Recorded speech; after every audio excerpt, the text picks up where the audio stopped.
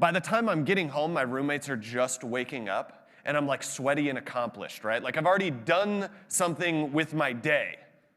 And so I'm feeling good about myself. I have all of this confidence in the world. I was doing something no one else was doing. I felt fit. I felt strong. I felt fast, or what my version of fast is, which is not fast. I'm feeling great, right? And this race, my dad agreed to run with me.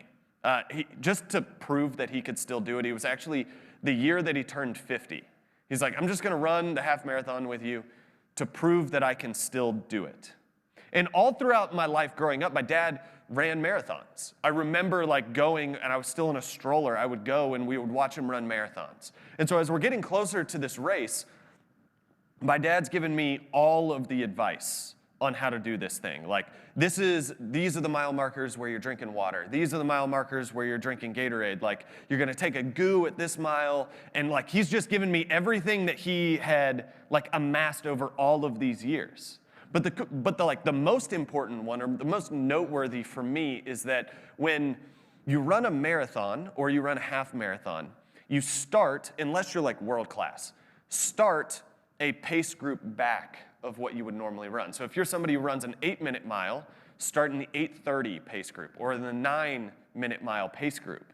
And so by doing so, basically the logic behind it, or the psychology, is that throughout the entire race, because you started with somebody who runs slower than you, you are passing people the entire time. And so psychologically, you feel like you're accomplishing, right? And so if I'm always passing people, then I'm always going to feel good about how this race is going. And so the race starts, and we're cruising along. We've started a couple of groups, like pace groups back, and I'm feeling good, right? Like 5 miles in, I'm still feeling great, chugging along. And it was that point my dad said he was going to run pacer for me for the first 5 miles, because I was trying to hit a certain time on this half marathon. And so after the first 5 miles, I was just going to take off, but I needed somebody to help me with the first 5. And so we get to the end of mile 5. My dad's like, all right, have fun. And so I take off, and I just start cruising. I'm running as hard as I can, trying to get to this certain pace. And at this point, I'm noticing, as I'm really working hard, that I'm starting to get passed. I am running as hard as I can, and I'm starting to get passed. And the first person who passed me was a 55 or a 60-year-old woman. She just comes cruising along past me, looking like she's not out of breath at all. And so at this point, I'm like, I have to catch up, right? Like, I have to, me in my pride, I have to catch up. So I'm trying to catch her, and I can't catch her. She is progressively running away from me. And so I keep going, and another mile in, there's like this guy who passes me. And in my own pride, I'm like, oh, he doesn't have that prototypical runner's build. I should be faster than him. So I'm trying to catch him. But I can't catch that guy either. And then we get into like the last 5K. So I hit mile 10. I've got a 5K to get done, and I'm just waiting for this thing to be over. I'm done suffering at this point. And I'm cruising along, and this 13-year-old girl just comes ripping right by me, right? Like, she just cruises by me. And so now I'm just like counting down the seconds and the number of steps that it's going to take for me to be done. Like, I'm just over it at this point, right? Because what I had done is I had built up my own pride, or built up my own self-importance, built up my self-confidence, thinking that I was something that I wasn't, right? I thought that I was, in the grand scheme of marathon running, I thought I had something to add, right? I didn't. I'm just a regular old guy. I'm no different than any of y'all here, right? But I had this inflated sense of self-importance because of, I think at some level it's like this human nature. When we're good at something, when we're passionate about something, when we're knowledgeable about something, we tend to err towards the side of pride or self-importance when it comes to those things, right? So it's the tendency to want to have our voice heard, right? Or it's when you go out and you play a pickup game of basketball, I have to prove that I can do something that somebody else can't, right? Or I found myself in this morning. We're having a discussion with all of the men on staff at Cypress. Somebody asks a question seeking some help in terms of like interpreting something from the Bible.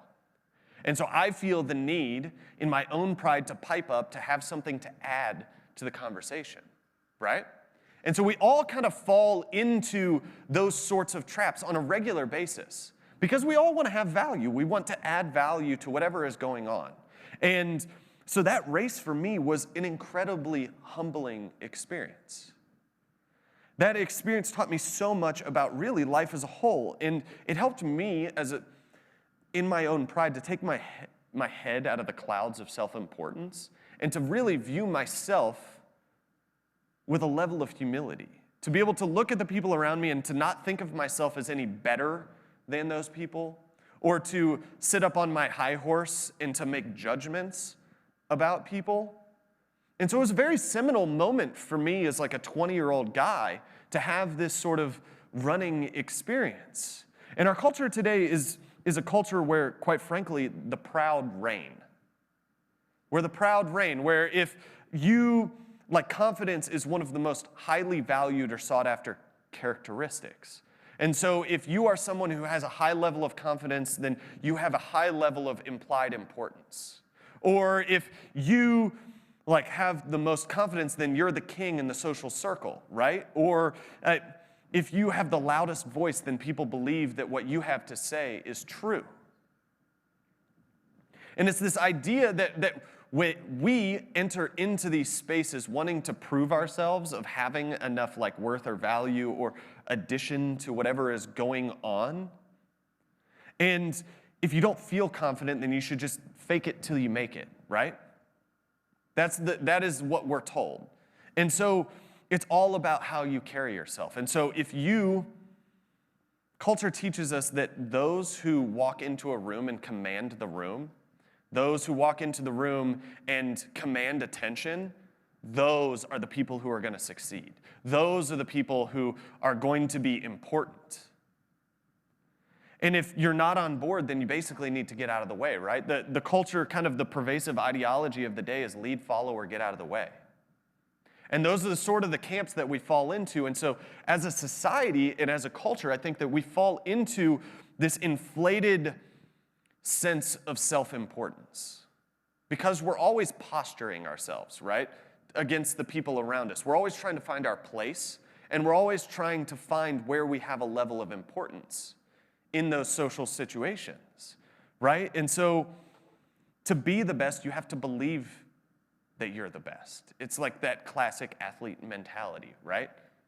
Or the sign in the locker room when you were growing up. That's kind of it. And so we've become so indoctrinated to this way of thinking. And that ideology is nothing new.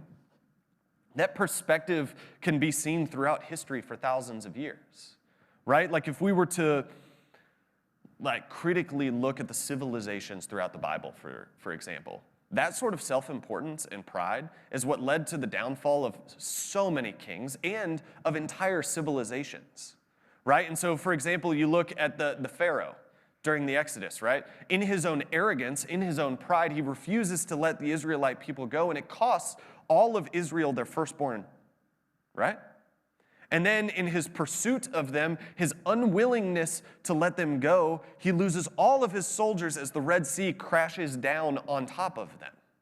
Or you look at King Nebuchadnezzar of Babylon and his own inflated sense of pride, and when it says that his kingship was taken from him because of that pride. And he was driven away from men, and he was made to eat grass like a cow, is what Daniel 4, I believe, tells us. It says that, and that imagery is hilarious. If you go back to it, it's like he will be driven from men, he will eat grass like oxen, and his hair will grow long like feathers on a bird. And I think that there's a fourth part about his toenails, basically, in there. But you see that pride is what precipitated this fall for the most powerful king in the world at the time in Nebuchadnezzar.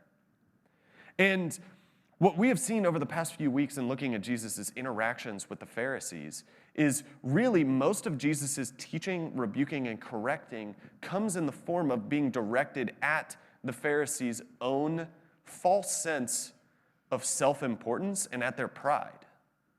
And so he's confronting them and rebuking them for focusing on their exterior appearance to others, right? He has rebuked them for seeking the places of honor at dinner. Jesus sits down and has dinner with them, and he flips the social, basically, construct of the day upside down when he says that you are to invite people who can't invite you back to dinner.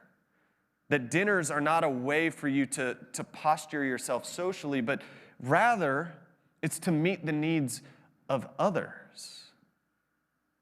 And really what we're seeing here is that a defining characteristic of the people of God is that of humility, of that of humble service of others. And we're going to see that continue today. At this point in the book of Luke, Jesus is on his way to Jerusalem, and in this section of the book, Luke basically provides little in terms of narrative structure for us as the reader. And what that means is that Luke just moves from one teaching to the next without any sort of and then Jesus went here, or Jesus was talking to these people. It just kind of moves from teaching to teaching here. And the common theme that ties many of these teachings together is a simple question, and that question is, who recognizes God as the giver of life?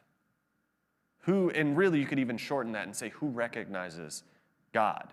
And Jesus does this, and he kind of answers that by a series of contrasting principles. And so what we see here is in recognizing those intended contrasts that the stories tell is that Jesus is saying, he's contrasting those who are humble versus those who are self-possessed.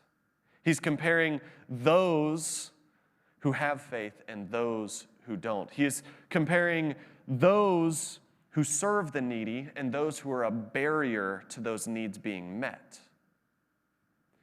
And that theme is going to continue today for us, and we're going to be in Luke chapter 18, if you guys want to open up there. We're going to start in verse 9, and what we're going to do today, I'll just read it all the way through, and then we're going to go back and we're going to dissect it a little bit. And it says here, to some who are confident in their own righteousness and look down on everyone else, Jesus told this parable. 2 men went up to the temple to pray, one a Pharisee and the other a tax collector. The Pharisee stood by himself and prayed, God, I thank you that I am not like other people, robbers, evildoers, adulterers, or even like this tax collector. And then verse 12 goes on, and it says, I fast twice a week, and I give 1/10 of all I get. But the tax collector stood at a distance. He would not even look up to heaven, but beat his breast and said, God, have mercy on me, a sinner. I tell you that this man, rather than the other, went home justified before God. For all those who exalt themselves will be humbled, and those who humble themselves will be exalted. This, I got to tell you guys, I was so thrilled that I was going to have a chance to talk about this passage. This is one of my favorite parables of Jesus. And so what we're going to do here is we're just going to kind of break it apart verse by verse, and we're going to just walk through these details. We're going to try and pick up the nuance of what Jesus is really trying to teach us here. And so in verse 9, it says that he also told this parable to some who trusted in themselves, that they were righteous and treated others with contempt.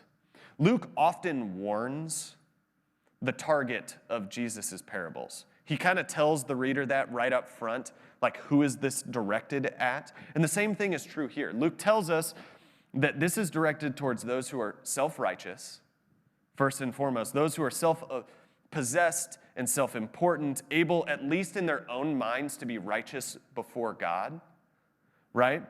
And on the other hand, they disdain others. It says that they treated others with contempt here. And so, on the other hand, their concerns with holiness manifested themselves with exclusions of others, with excluding others from that space. And it's worthy of note here that we kind of assume that this parable is directed towards the Pharisees or the teachers of the law, right? Because that's kind of who Jesus has been correcting with this sort of rebuke for a long time. But what we see here is that actually Jesus doesn't direct this at a specific group of people at all. What it really shows here is that this indicates that this teaching is here to warn all who have a tendency to display these characteristics, those who are self-righteous and those who treat others with contempt. And so then he goes on and he introduces us to our characters. He says, 2 men went up to the temple to pray, one a Pharisee and the other a tax collector. And these 2 men represent polar opposites in first century religious culture. Because you have the Pharisees who have the highest level of religious importance that they could get in that culture. The largest amount of respect, everything that you would want, right? And here then you see that the tax collector was part of the most hated profession. And they were the most hated profession because basically tax collectors were Jews who worked for the Romans. And so they were considered as these traitors. And the Jewish people didn't like having to pay taxes to the Romans who ruled over them. And tax collectors weren't actually paid by the Romans. And so basically the way that they got paid is that they took extra money on top of those taxes, and that's what they kept for themselves. And so many tax collectors were horribly dishonest and took advantage of people as a result of that. And so tax collectors in first century Judaism here usually didn't come to the temple because of this very popular hatred against them. And so Jesus here is setting us up with these 2 characters who are absolutely on the opposite ends of the spectrum here. Someone who has this implied sense of importance and this person who is generally hated by the people around them. And he goes on then and he says in verse 11, the Pharisee, standing by himself, prayed thus, God, I thank you that I am not like other men, extortioners, unjust, adulterers, or even like this tax collector. I fast twice a week, and I give tithes of all that I get. You can hear in his prayer that he is assuming a position of self-importance, this position of self-confidence right here. The prayer begins like he's going to make a prayer of thanksgiving to God, but it never actually gets there, right? He says, God, I thank you, and then proceeds to exclusively talk about himself for the rest of his prayer. This Pharisee is so certain of his righteousness that he is comparing himself to others that he finds less worthy, right? Those who society would have deemed have broken the law. Those who society would have assumed were unclean. And the reference here to the tax collector shows that this judgmental attitude towards this person, regardless, he doesn't even know him. But he is willing to judge his character based on his profession. In essence, the Pharisee's prayer is, I thank you, God, that I am such a great guy, right? If we look at this very objectively, or you could even say, God, you are so lucky that you have a person like me. He has this arrogance that immediately turns you off of him, right? And so we see here, pride just permeates everything that he is saying. And that he follows that up with the reasons that he's so much better than these other people. I fast twice a week and I give tithes of all that I get.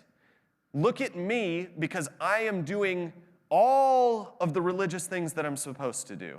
Actually, I'm doing more than what is required of me, so therefore I am even more important. On the basis, he asserts his superiority over people. He's gone beyond the call of duty, and therefore God should be proud basically of him. He should be impressed by what this Pharisee is doing. And then we see the all-important but here in verse 13.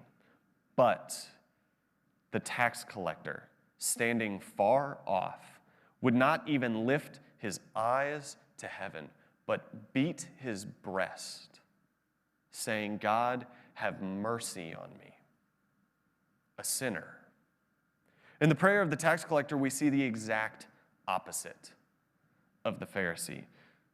The Pharisee presumably walked right into the temple, into the inner courts, because he has this religious importance. And we see here that the tax collector is standing far off, it tells us, and he would have been in the court of the Gentiles. And so, just quick kind of lesson on the temple here. It starts we're going to go from inside out.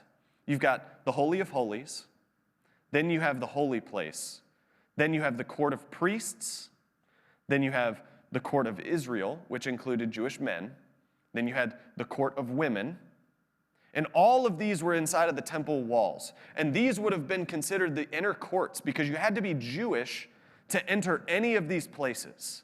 And then there was a whole area outside that was reserved that was called the court of the Gentiles. And so what we see here is that this man is standing basically as far away from the Holy of Holies as he can possibly get and still be on the temple grounds. That's kind of the picture that's being painted here. He's off in the far back corner saying his prayer.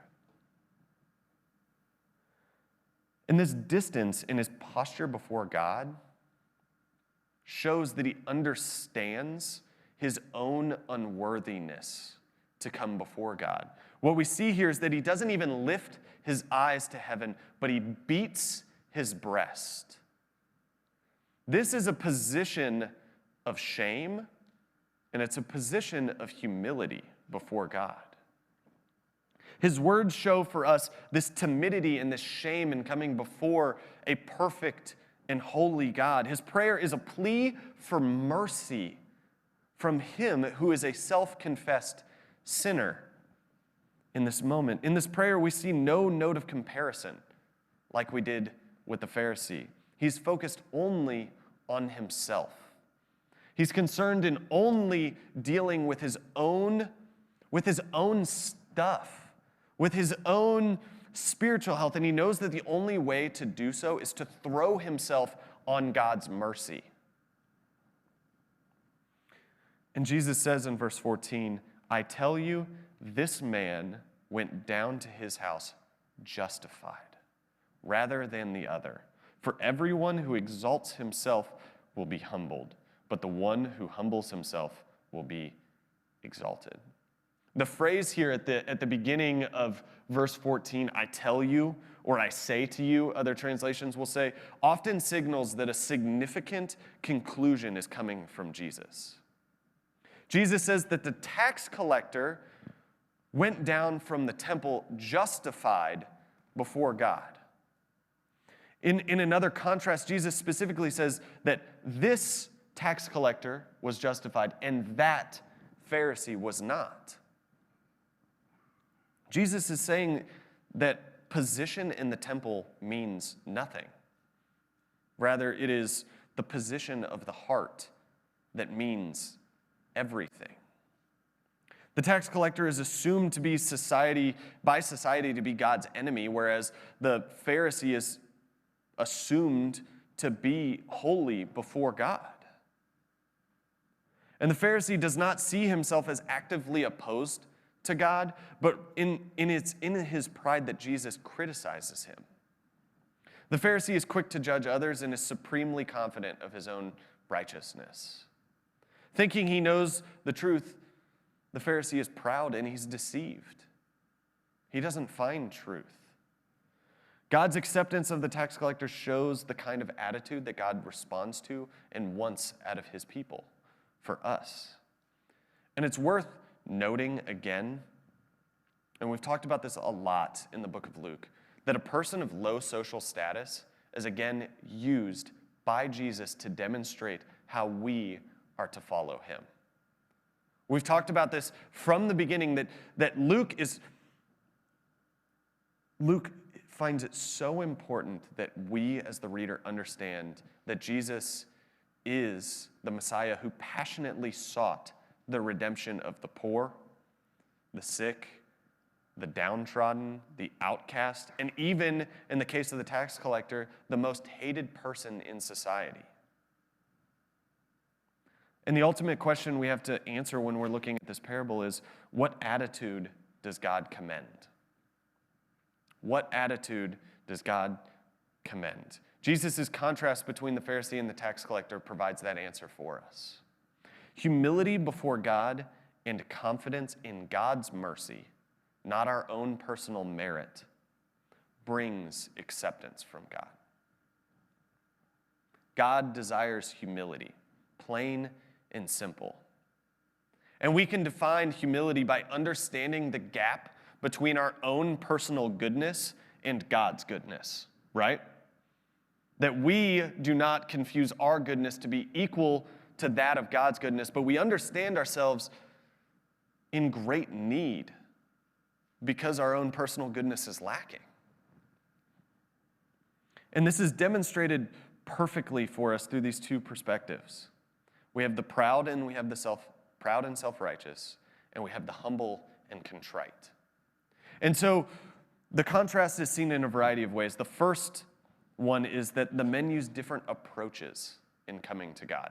They have a different approach in coming to God. And what I mean by that is that somehow the Pharisee manages to refer to himself 5 times in that simple prayer that he talks about himself, right? And he talks about himself with an active voice. God, I do all of these things. God, I am not like these other people. The tax collector instead has God as the subject and takes a passive role in this prayer. He says, God, I am in need of mercy. Help me, a sinner.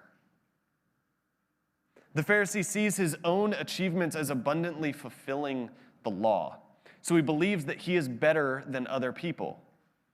And the tax collector knows that before God, he is nothing. And so he has to appeal to God for grace. And second, the men take different positions before God. And what I mean by that is that the Pharisee is certain that he can approach God and almost demand justice as a matter of personal rights. I deserve this. And the tax collector is so conscious of his own unworthiness that he can barely approach God. He barely made it inside of the temple walls because he is so aware of his own unworthiness. And these contrasting positions highlight the major theme of this story for us. And that is that justification is grounded in God's mercy alone.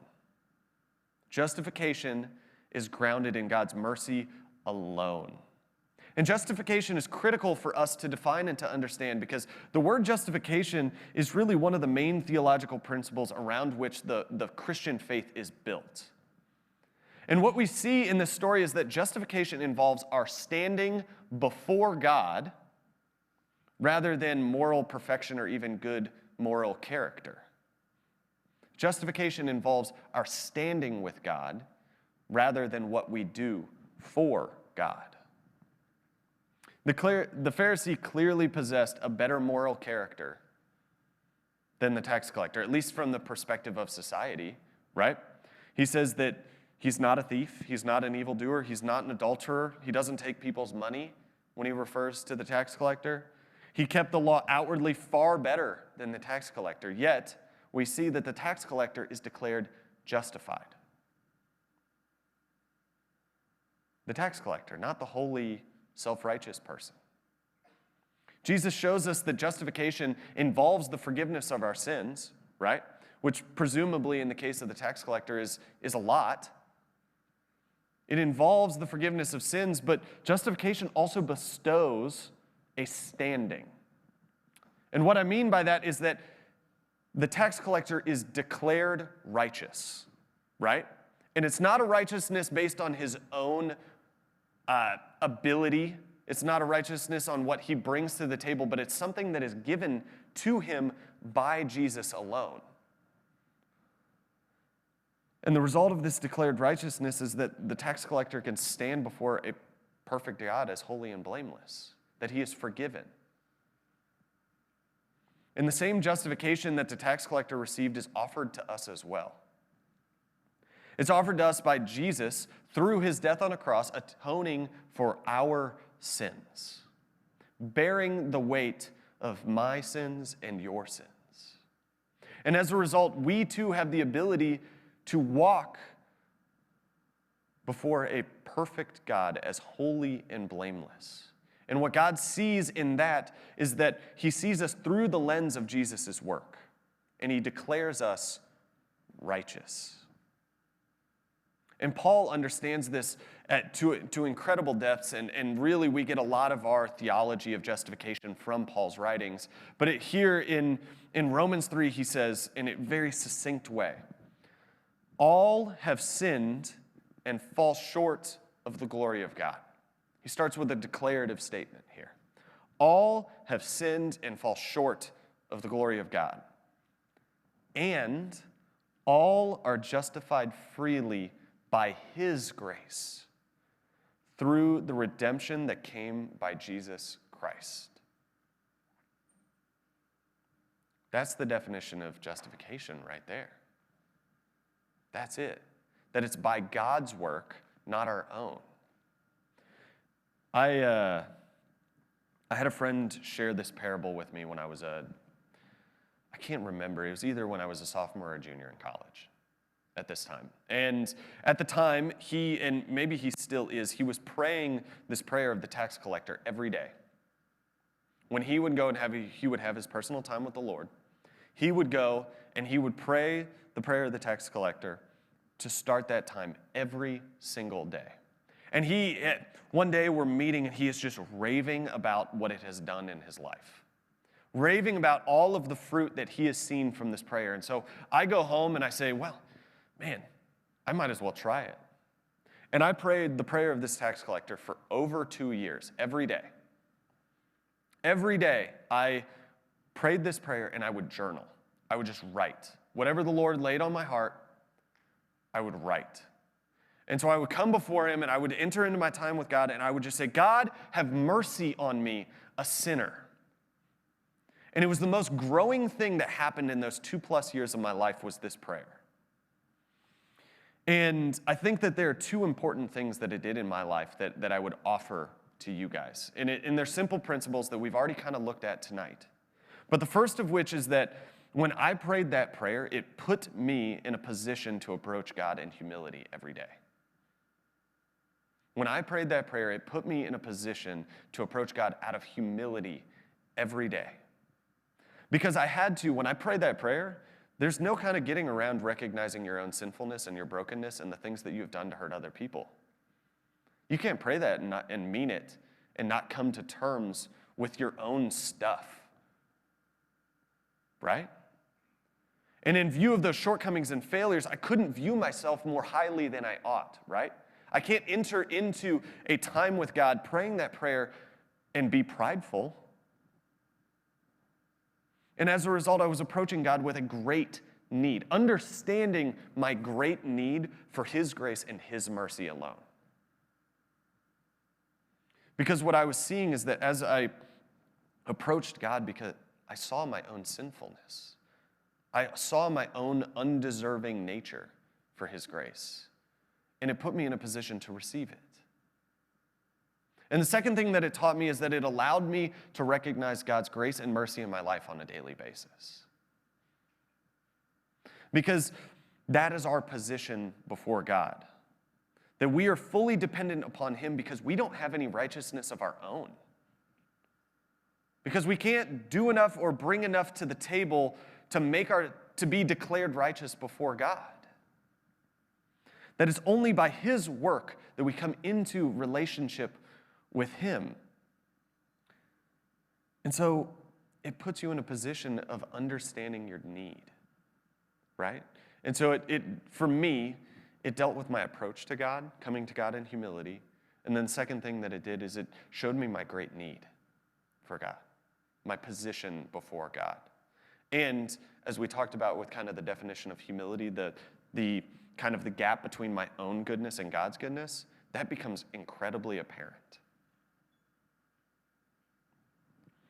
And these two things are indispensable for us as believers because they help us to recognize the full weight of the justification offered to us through Jesus Christ.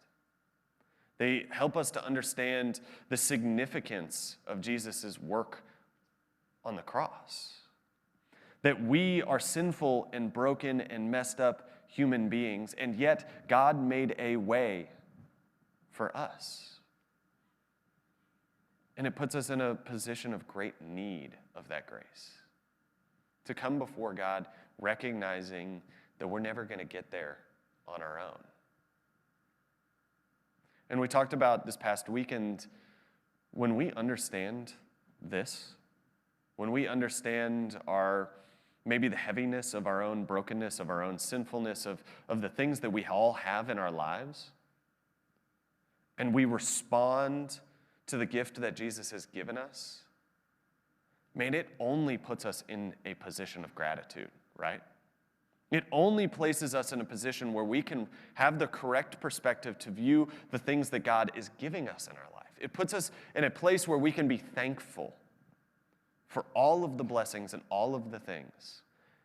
And it helps us to recognize out of that attitude of gratefulness that God's mercy is new every day. Because I'm in dire need of that every day. I'm in dire need. And that is how we begin. That is the basis for us as we live. That is the basis for us as we now walk and grow into God's likeness, is understanding that justification that has been offered to us.